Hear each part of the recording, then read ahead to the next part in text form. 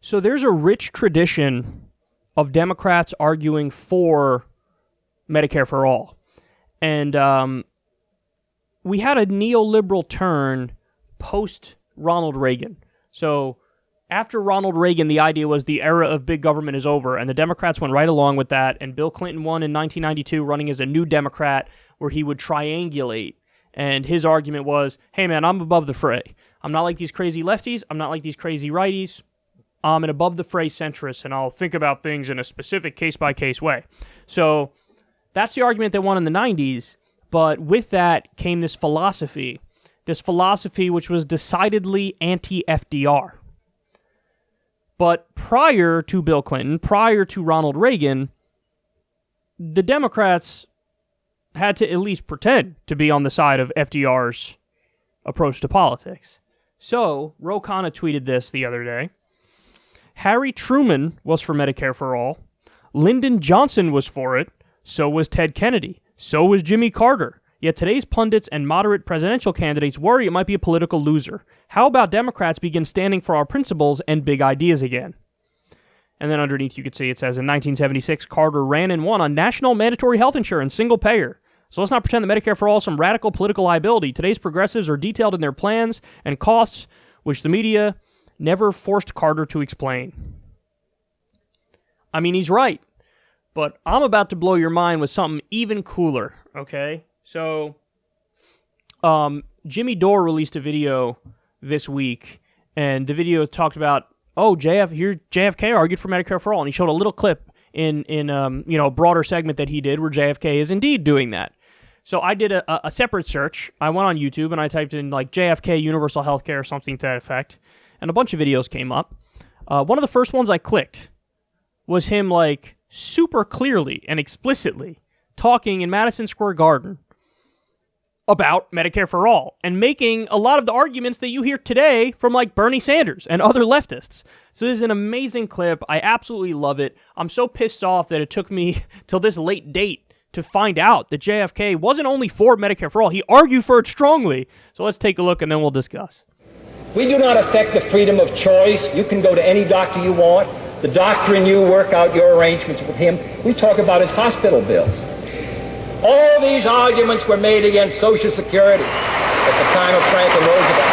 They're made today. And then other people say, why doesn't the government mind its own business? What is the government's business is the question. This bill serves the public interest. It involves the government because it involves the public welfare. The Constitution of the United States did not make the President or the Congress powerless. It gave them definite responsibilities to advance the general welfare, and that is what we're attempting to do.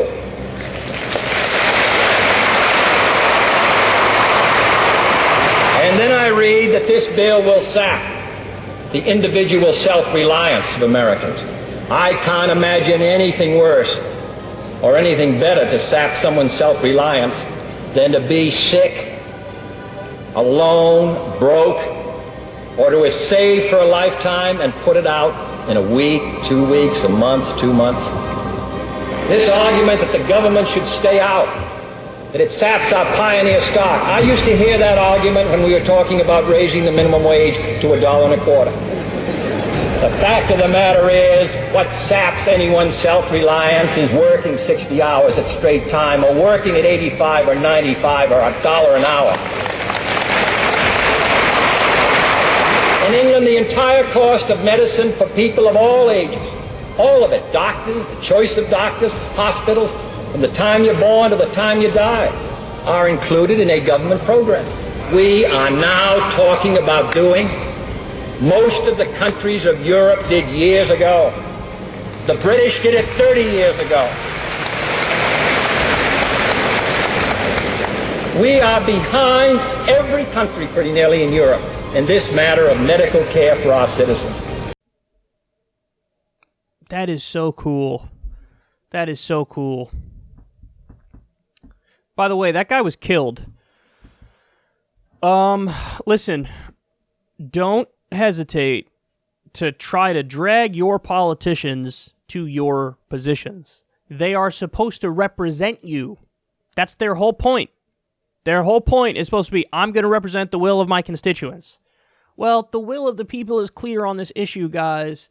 You know, obviously the way you frame the question is massively important, but when you frame it and you phrase it fairly, 70% of the American people are for Medicare for all. Even 52% of Republicans are for Medicare for all. So don't hesitate to try to force them to your position, because that's their job, is to represent your will. And he's right. He was saying the same things back then, that we're just trying to catch up to the rest of the developed world. Don't let anybody gaslight you and tell you it's not possible, because the rest of the developed world has universal health care. Okay? They have one version or another of a universal health care system, and we do not have it here. We have millions of people who are uncovered. And it's a shame that Barack Obama had a supermajority and couldn't even get a public option. And, you could blame the people who weren't going to vote for a public option, or you can blame Obama for not know how to play hardball with them. Because I think if you had somebody like Bernie in office at that time, he could have gotten at least a public option through, because he would have played hardball with them. And he would have let them know it will not stand if you vote against this healthcare bill. But instead, Obama let the blue dogs be blue dogs, and they passed healthcare reform, the Affordable Care Act, the individual mandate system, with 0 Republican votes. If you had a supermajority, you should have been able to get more. Ideally, you should have gotten Medicare for all, but at the very least, a public option. So this is something Democrats and the left have been talking about for so long. Guys, it's our time, man. It's our time. It's our time to finally get it done. There was some big, evolution in politics in every generation. We haven't had one yet. We haven't had one. Whether it was ending prohibition or women's suffrage or ending segregation and the civil rights movement, whatever it may be, we haven't had our big thing yet. It's time to have that. It's time to fight for it. And this should light a fire under you, seeing that all these Democratic presidents were for it. JFK was clearly arguing for it here. And what are we going to do? We're going to sit back and let loathsome charlatans like Amy Klobuchar and Mayor Pete try to talk you out of a basic common sense position? Don't let it happen, man. We fight on, and we better win on this front.